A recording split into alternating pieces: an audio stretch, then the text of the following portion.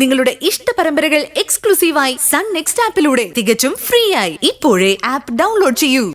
അത് ശരിയാണ് സൂര്യ. സൂര്യക്ക് നല്ല ദീർഘവീക്ഷണം ഉണ്ടല്ലോ. ഇവളുടെ കൂടെ അല്ലേ സർ ജീവിക്കുന്നത്. ഇതൊക്കെ ഇവിടെ നിന്ന് പകർന്നു കിട്ടിയത്. അങ്ങനെയാണെങ്കിൽ അവരിപ്പോ വരും. ഞാൻ തന്നെ സംസാരിച്ചൊരു തീരുമാനം ഉണ്ടാക്കാം. Thank you sir. നിങ്ങൾ വെയിറ്റ് ചെയ്യുന്നോ അതോ പോയിട്ട് വരുന്നോ? വെയിറ്റ് ചെയ്യാം സർ. ശരി, പോയിട്ട് വരും.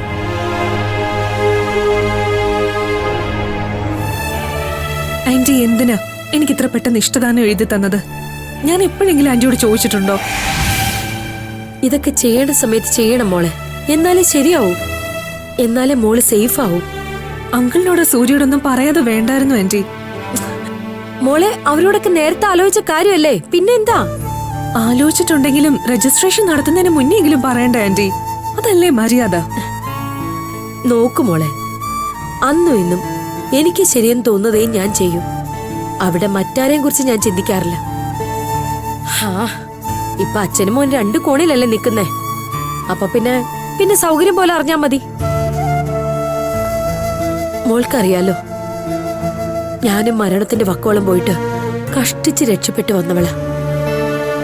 എനിക്കെന്തെങ്കിലും സംഭവിച്ചു പോയാ നീ ഒന്നുമില്ലാത്തവളാവരുത്.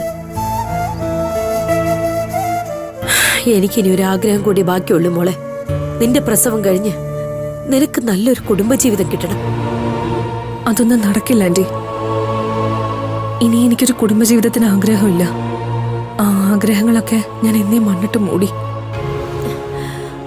അങ്ങനെ മണ്ണിട്ട് മൂടാൻ ഈ ആന്റി നിന്നെ സമ്മതിച്ചിട്ട് വേണ്ടേ? നിനക്ക് നല്ലൊരു ജീവിതം കിട്ടണമെന്ന് പറഞ്ഞത് മനസ്സിൽ തട്ടിയിട്ട് തന്നെയാ, അതിലൊരു സംശയവും വേണ്ട.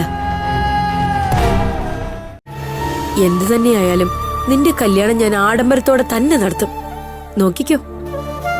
ആന്റി എന്നോട് കാണിക്കുന്ന ഈ സ്നേഹം തന്നെ എനിക്ക് ധാരാളം ആന്റി. ഇപ്പോ എന്നെ ബാധിച്ചിരിക്കുന്ന സുനിൽ ശർമ്മയായുള്ള വിഷയം എങ്ങനെയെങ്കിലും ഒന്ന് സോൾവ് ആയാലേ എനിക്ക് മനസ്സമാധാനം കിട്ടൂ ആന്റി. ഞാനും അതന്നെയാ പറയുന്നത്. കുറച്ച് കാശ് ചെലവായാലും വേണ്ടില്ല, ഈ കേസിൽ നിന്ന് മോളെ ഒഴിവാക്കി തരാൻ പറയണം.